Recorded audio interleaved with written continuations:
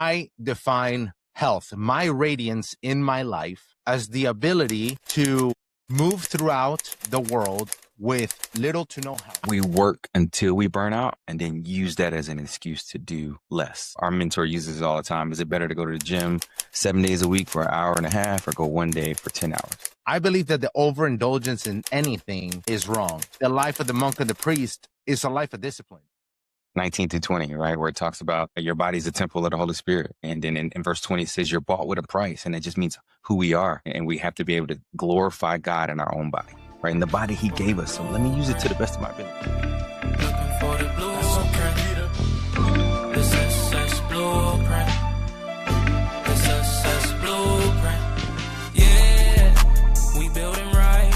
Jaime and Mike will have you step into the next level. Timeless game every day of the week. Could tell you how to level up your spirit and be success driven and mind strong. Get your finances right, get your grind on. You know there's power in the story. Tune in, this the valor of the true man. Success blueprint.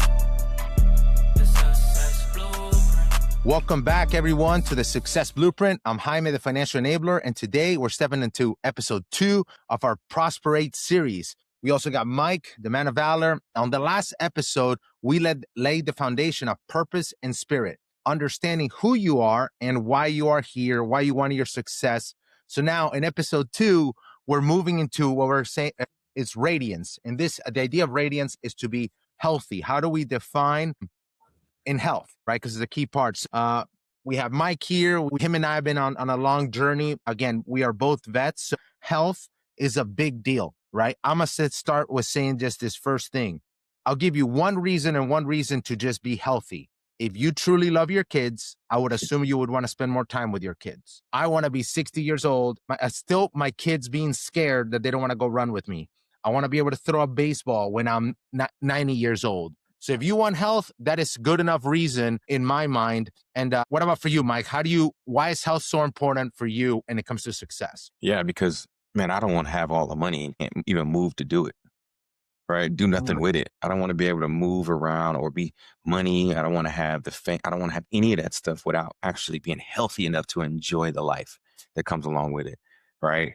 I don't want, we talked about kids. I want to be able to walk my daughter down the aisle and not have to use a walker or a cane because it's of my own deal, right? Me just not being healthy, me just not taking advantage of all those things. So that's why health is so important to me when it comes to success. Then just about every successful person I know, they may not be super fit.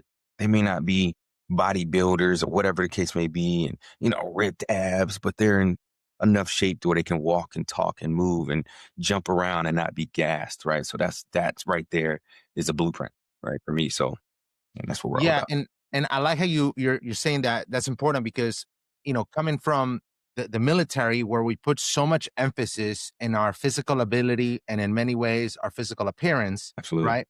There's so many guys, especially, women the same, you put so much stock in that, but they're not able to move, right? Like, I think the first thing that comes to mind is John Cena, right? One thing I admire of him is that he didn't want to have kids. He was upfront. I don't want to have kids. So he's pursued his life, and I believe he has a great life, very, very impactful life, but he made a determination, like, I don't want to have kids.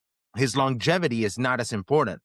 For us, it is, and we meet a lot of guys, wildly successful, like you said, not fit, but they all look form-fitting in their clothes. They all are able to move. They can all jump. They're not worried about falling down the steps at 70 years old. They're just like, I'm just going to go up and down these steps.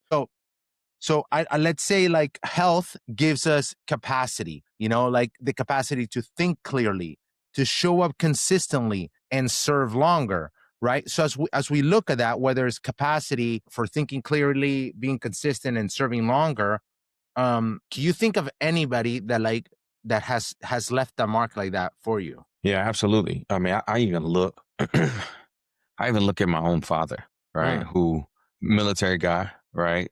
Joined the military. He was already a runner, and he ran because early in life he fell in a hole and broke his leg, right? Which was crazy. So he couldn't run. He was in a wheelchair for a long time. They had to have crutches and all of that stuff. Said he would never walk again. And he beat that. right? And then they say you'll never run, and he beat that. Then of course you'll never be able to go in the military, and he was able to do that and actually retire. And then going from that to doing carpentry and all of the things like that. I'm like, man, this dude is moving. I remember playing basketball with my dad at, 18, 20 years old. I come home from the military, and me, my brother, my dad, my sister, my mom all go out to the court and go play basketball together. Super cool to see. I have my dad, my dad's 21 years older than me. So he was able to run and play and do all those things for a very, very long time. And even still, he did carpentry up on roofs and all of those things, right? So that stuff right there showed me that he cared about his health. And he wanted to be healthy enough to be able to do some stuff with us and still run and move and hang with the grandkids and all of those things, right? As he got up there and able to move and pick, he don't need me to pick him up and all of that stuff, right? So it's super important and impactful in my life to show me that, man, success isn't just about money. It's about health, right? And how can I be healthy enough to enjoy life? So that to me was vital. You know what I mean? And it proved to me because my dad is a preacher, right? He's a pastor, right? Did that for a long time. And he's often told me, right, that health isn't just about my physical body, but it's also spiritual in nature too. And he used to say this, when you're struggling with your spiritual body, you'll struggle with your physical body. So they coincide with success in life as a whole. And I'm like, man, right? That's really powerful because it made me think about how the spirit, our bodies are temples, right? And we'll talk about that a little bit, how God has entrusted us with this body, right? To be able to live and be able to do the things. So I have to steward it well. And we think about stewardship as just money, but it's not. It's also with our bodies. You know what I mean? So that's the things that I think of when it comes to being able to live a great life and man, be super healthy. And of course, it's in a holistic way, right? So that's what really steps out to me because I'm a biblical guy. I love that stuff. And I want to make sure that I'm lined up, that way so that my physical body is lining up too. You know what I mean? It's more than just words. So, where do you see health breakdowns that hurt other people, like strong leaders? So I think, I would say the biggest health breakdown, and I'm pretty public about this. And I believe that this is the biggest health breakdown of our modern society, and it's food. I think that is our linchpin, right? Like, can people smoke less? Sure. Should people do less drugs? Sure. Could people drink less? Sure. Or sleep more? Whatever. All of these key things. But I believe that food is our linchpin because, and we talk about the spiritual side of it, right? That's why fasting is so big, right? Yeah. But I believe that the biggest breakdown in a person's life will always be food, right?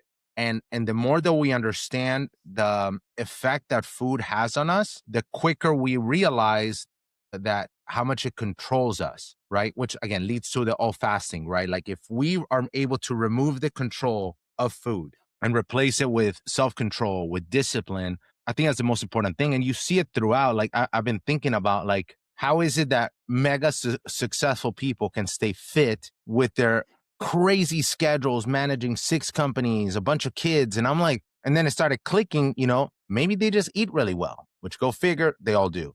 Maybe they fast more, maybe they're not going to, my weak point is, for me, if there's an abundance of food, like at a party, I generally struggle with that.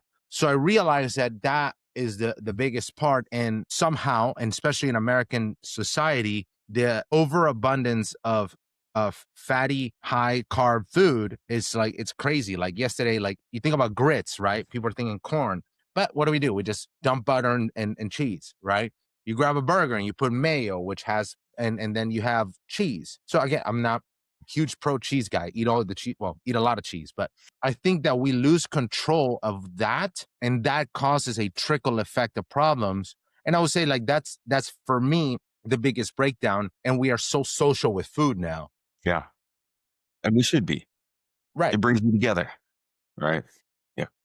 And I think like we look at it as that how much better it is when how much better it could be when everybody around you has a standard of not eating a lot or has a standard of eating a certain way, because again, that's the group determines the standard, right? And I think that part of that's something that I know that I'm working on embodying. I know you're too, is that how do we embody that in our nutrition? Because I know that neither one of us smoke, neither one of us drinks a whole lot, neither one of us does drugs. So it's like, what else needs to go, or what else needs to get added? And I think that is the next one, and I think the hardest one, because it's socially acceptable to go eat burgers and then drink and then have dinner again, you know? Yeah, no, for sure. It makes me want to reframe what discipline actually looks like when I think about food, right?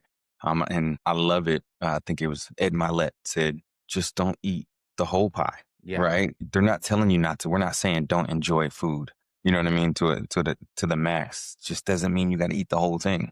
You know what I mean? Get 2 bites instead of 4. Share it with your spouse. Share it with a loved one. Share it with a friend or a family member. And you can enjoy it without overdoing it and be able to appreciate it. Because I know for me personally, I only work out for 2 reasons: to look good naked and to eat what I want, literally, so I can enjoy life the way I want to do it and have a lasting impact. And that's why I can work out, right? I want to work out so I can enjoy that, and helps me do hard things, helps me stay disciplined. So I'm not overeating like you talked about, right? And I was big on that. If you just go back 5 years, where I was overindulging on every single thing, because I can lose weight quick, because I don't really get full, right? And that's not an excuse for me to continue, especially if I want to live a life of longevity, right? And success, and be able to enjoy those things. So weak moments are, if food is a weakness, like you talked about, you got to adjust and get around some folks, or be super disciplined. Maybe you eat before you go to the party, right?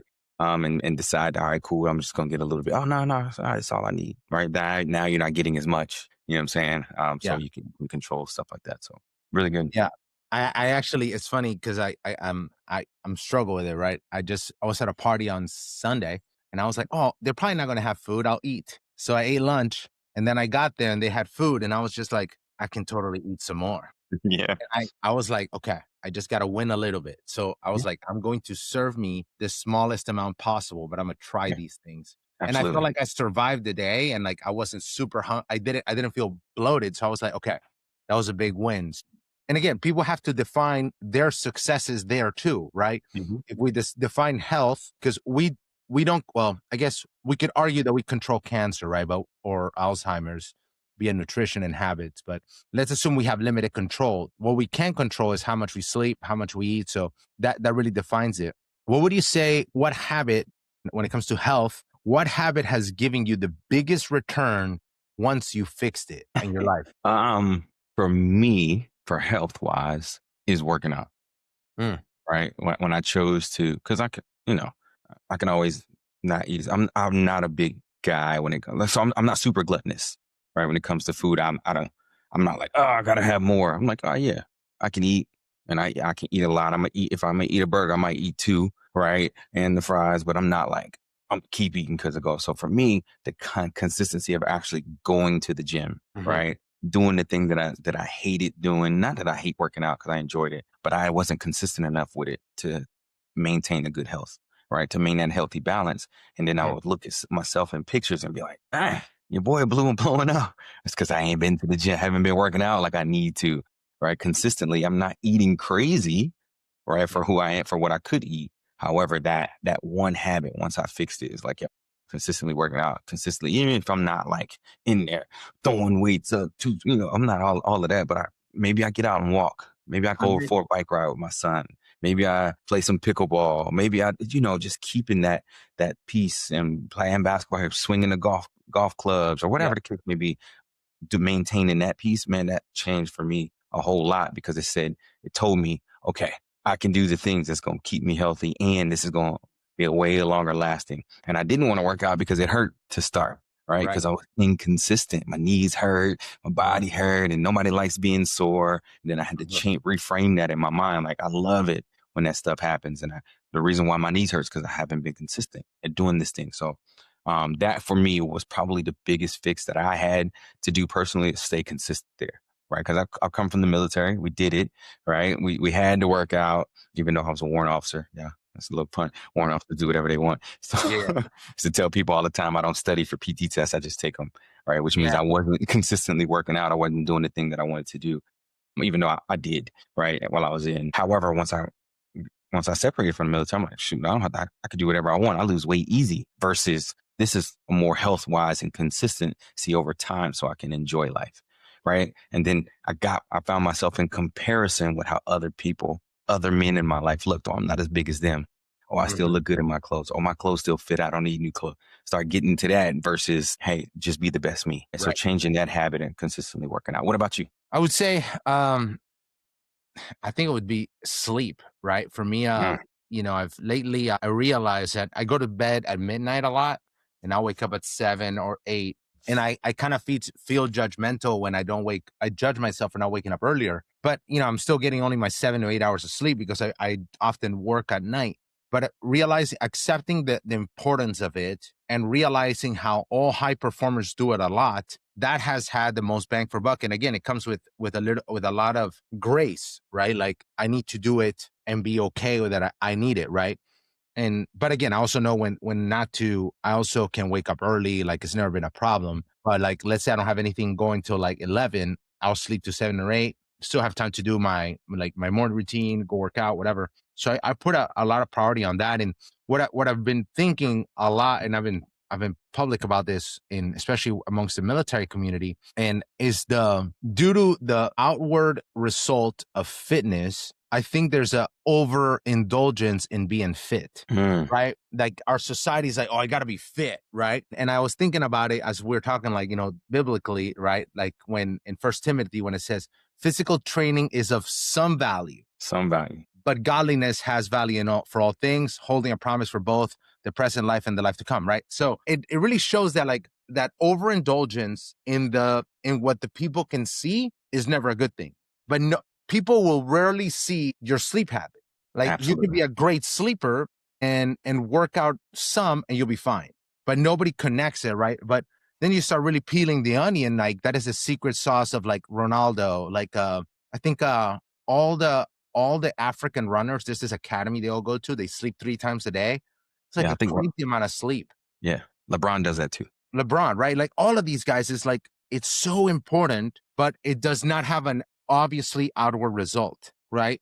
And again, no judgment because I'm the same. I also like physically, I love working out. I like being a fit guy in a room. Now, post-military, sleep has been really, really big for me, and accepting it and not seeing it as a weakness than when people sleep too much, right? Obviously, it's pretty obvious when, you know, if you're playing video games and you're sleeping 8 hours to wake up and go to work to go back to video games. So that's not the proper use of the good sleep. Right. You're just like charging up to be leisurely. Right. And we can always go back to that, like leisure rarely leads to health benefit. Right. It can be health benefit if you enjoy playing basketball, but then you have the people that just do things for leisure and it doesn't do it. Yeah. What about like do you believe in burnout when it comes to health? Yeah. And so I do believe in burnout. I think that sometimes we work until we burn out and then use that as an excuse to do less, if that makes sense. Right. So for instance, and I think one of our mentors uses it all the time, is it better to go to the gym 7 days a week for an hour and a half or go 1 day for 10 hours? Right. So what we tend to do is I personally believe that we'll work 1 day until we're freaking out of it. And then, right. And I'm going to take the next week to recover. You know what I mean? Versus, can I stay consistent? Right. And that burnout does not help us. Right. When we do it that way, when we overdo it. Right. And not finding a way to rest, recover, recoup, restore, all of those things, and sleep, it, like you said, it is a part of that. And I am not a big sleeper. You know what I mean? Like it's just not, I've never been wired that way. 5 hours, I'm good. Right. And I can move. And anytime I sleep 8 hours or more, I'm up for the next three weeks. And then eventually I'll crash a little bit and sleep 8 hours. Right. You know what I'm saying? Like, however, I don't feel like I'm burning at both ends of the stick. Right. Because I do take time to refresh. You know what I mean? So, I think burnout, when we get to the point of burning out, we're only hurting ourselves and then everything that we're connected to. Right. So if I think about it, because I can't be my best self if I'm burnt out. I'm shorter with my kids. I'm shorter with my spouse. I'm shorter with the people at work. I'm shorter with my boss. I'm shorter with people that I'm trying to help. I'm shorter at church. Like, you know what I'm saying? Like I have less tolerance for people when I'm burnt out. It's like, yo, what's up? What's happening? You know, I'm just tired. Okay, Go take a nap, right? Go refresh. Go find a way to whatever that look like. Well, sleep doesn't do it for me. You have to find the thing. Like for me, sleep doesn't do it. So you got to find the thing, and that doesn't mean you take 5 hours of video game. You know what I mean? Like that takes me 5 hours, so I got to play a video game. Or some people need the extreme. Well, I need to go sit on the beach for 4 days by myself. Yeah, that's too much, right? Can you afford in your lifestyle based on what you're doing to sit for 4 days and do nothing? You know what I mean? Rarely. Spend a day or two, right? Spend a couple of hours. Take a drive, right? And find that. So, for me, burnout, I do believe it's there. I don't think it's justified because it doesn't help us get to where we want to get to, and everybody else is affected by it, right? So tell me, what do you think? Can faith excuse neglect? And can I use my faith to say, you know what? I just don't. I don't have time to do that because I'm spending time in the Word or whatever the case may be to give up on our health. What do you think? I think, and I mean, I'm going into this one knowing that you know a lot more about this. I believe that the overindulgence in anything is wrong. So if I use, let's say, I got to go pray, I got to go whatever, and I'm overweight and I'm ignoring these other health things, then it's like, it's not that it's not wrong that I'm reading the Bible, but I'm using the Bible as an excuse to not do something that I need to do. Right? It's like, I mean, you could put it in parenting. It's like, oh, honey, I'm not taking care of the kids today. I got to go read the Bible. It would be like, what? Like, I'm with you. Go read it. But how long, So it doesn't, you can never, unless, and the reality, sorry, let me back up for a second is, I think of, let's say, monks or priests that live their time in the Word. But if we truly digest the life of the monk and the priest, it's a life of discipline.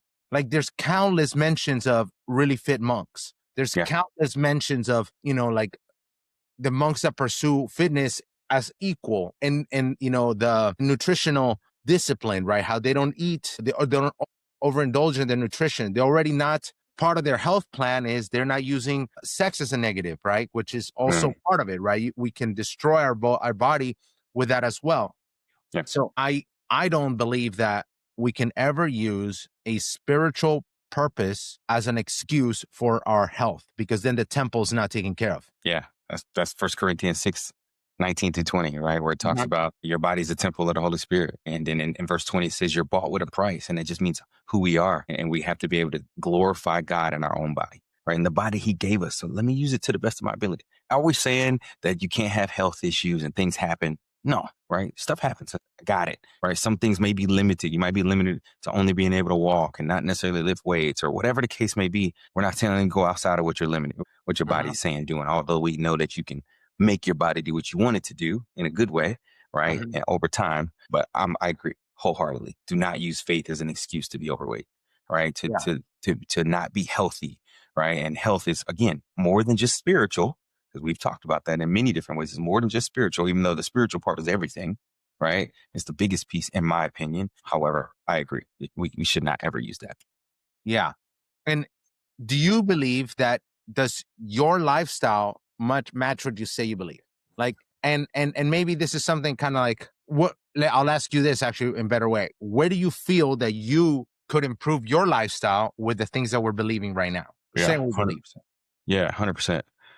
For me, it is the sleep thing, right? I know I could perform better probably if I slept just a little bit more, right? If I took a 20-minute nap here, right? To making sure that I'm functioning in my brain properly, right? Making sure I eat a little less of this or that, right? There's still spaces I can do better there. Not necessarily, oh man, this is really good. I'm gonna eat this whole thing. Or, okay, cool. Maybe I eat the burger, but I eat it without the bread. Like, you know what I mean? Like making those healthy choices in a little more spaces so I can become the guy that ultimately I want to be. Get the six pack that I want to have the body I want to look, you know what I'm saying? Like have that look that I want. So those spaces for me, definitely, I could use that spiritually, mentally, emotionally, right? Emotional health is big for me. I'm learning to reach out more to the people in my life, right? I do well enough, but I could do it way better. And I think I'll need it more as we continue to grow, right? To be able to bounce those ideas and ask questions and say, hey man, I'm struggling here. I don't get it.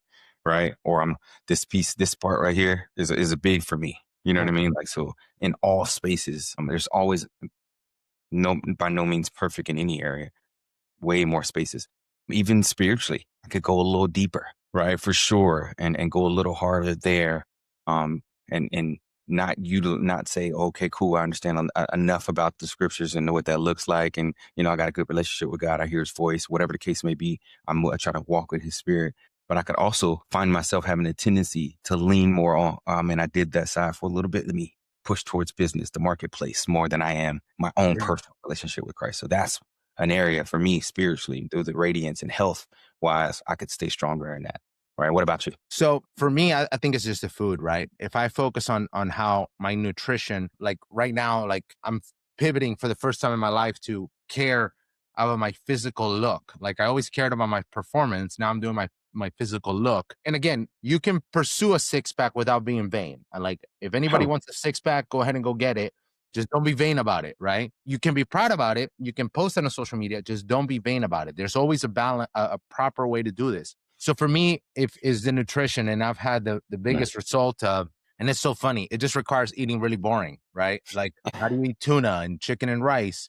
But then I also think back at it, like you look at the Bible, like there was no extravagant mention of the people that were eating right, I mean, if you ate bread for 40 years and it takes I can imagine the challenge of that, right? And I mean, like in the wilderness, I always make this joke is that God was giving them manna, but they were slaughtering all these cows. So they were like, you got your bread, just don't touch the cows. So it's just like, I wonder how many people cheated. Maybe they didn't. I mean, there's I don't know, there's mention of it, but it tells me that there's got to be a discipline point even with the food, right? Because they were still humans. So for me, it's food. And just to, as we look to wrap it up, so I think this will be really good. I define health, my radiance in my life, as the ability to move throughout the world with little to no help, right? And I'm talking about it like end the life, right? Because whatever I want to end the life, I need to achieve it now. Little to no help. I want to be able to maintain my cognitive ability, and I want to be able to enjoy my life with my kids. If I'm able to do those three things, again, I'll continue to think of this through. But if I can have those three things, I believe I will live a happy life. Like going up and down stairs without help, being able to grab my kids, throw the ball with my kids, and maintain my cognitive ability in 70, 80 plus years, I think that would be an excellent measure of health, right? Yeah, no, absolutely. For me too, I'm right along the same lines, right? I want to be able to do whatever I want, when I want to do it, without limitation, right? And I think that's a big indicator of health. So I love doing fun things. Let's go do zip lining. Let's go do, you know what I'm saying? I want to be able to do all that and not have to worry about what the scale says, right? Because there's weight limits for all of those things. And I'm not saying you can't be a big person and do those, you know what I mean? But for me, I want to be able to enjoy all of it, all aspects of life. I mean, if I want to do it, I don't want to be limited because my health won't allow me to. Okay. Yeah. And of course, there's some things that, my wife wants to go and she would love to go skydiving or, right, go scuba diving, but she can't because hearing loss, right? So too much pressure. So she can't do that. That's no limitation. It has nothing to do with her physical health at that time. It has to do with, things like that. So for me, I need to be able to do that at all times. Right. And then the next thing is my spiritual health is such a vital piece for me. Right. When I'm not in alignment with with my faith and my belief and what God says for me and, who I believe in, I know whose I am and who I am. Right. When I don't have that kind of health, life is in shambles for me. And I got to maintain that. And I don't want to maintain it in a way that I stay the same. I want to maintain it as I'm constantly growing. Right. Like the Bible says, going from faith to faith, right. Going higher, deeper in him, to be able to do that. So that's super vital for me, when I think about health. And I know it's I can go back over the years, over my 42 years, right. And see that every time I am off spirit, everything else affects everything for me. Like literally, if I'm not in my word, I'm not doing what I need to do physically. I'm not emotionally there. I'm not there in any way. And I've struggled with that. I'm like, man, why am I so all over the place? I'm not spiritually aligned. I walked away from that for a minute. I put it down on the shelf and haven't picked it up like I'm supposed to on a consistent basis. So that's what it is for me. So Jaime, man, this has been good. Bro, give us some closing thoughts, man, some action steps on what people can do. So I would say closing thoughts is define what success is. We talk about this in purpose, right? You find your why. If you define what your success is in health, then it becomes very easy to achieve it. So let's say, and I'll give you a great example. If you say that you want to be able to climb a mountain at 60, you got to start making the decisions to achieve that now. So for Mike and I, we're putting our focus on our kids, our mobility, and our hobbies, right? That's why, and maybe that may require you to pivot your hobbies. Like I used to skydive, I now fly fish. So define what you want so you could do it for however long you want to, and that way you'll achieve it. And with that, start setting some harder goals now. So define success throughout, and then come up with what you're willing to be disciplined towards and what you're not. That will simplify your life. Like I am not willing to commit time to run or ruck on pavement. Like for me, that is a no-go anymore because I don't want to hurt my back. I'll ruck on dirt, but I won't ruck on pavement. So that is no-go for me. So nobody can make me do it anymore. So define success and pursue it with celibacy, if anything, to build up the temple. So I would say it that way. Yeah, that's good. Those are really good. I would say this: ask yourself these few questions, right? So to help with that definement, right? If nothing changes, where will your health be in 5 years? If you continue doing exactly what you're doing, where are you going to be, right? Then the next question: if you improved, what would you improve first? If you got more energy, right? If your energy doubled, how would you improve? You know what I'm saying? How would that improve your life if you had more energy? And then what's one habit you're willing to own this week? Like, you know what? This week, I'm going to wake up early, or I'm going to sleep a little bit early. I'm going to sleep at 11 instead of 12. I'm going to work out instead of 9. I'm going to not eat the extra piece of cake. I'm not going to have dessert with every meal. I'm going to skip bread twice a week. Whatever. What are you going to improve this week? What are you willing to do? And then go crazy and do it. Don't eat dessert for 30 days during the holidays, which is a terrible idea. Don't suggest it to anybody. Don't do that. Yeah, don't do that. Well, cool. Or take cold showers when you're out. That's terrible. Not do it for 30 days. Yeah.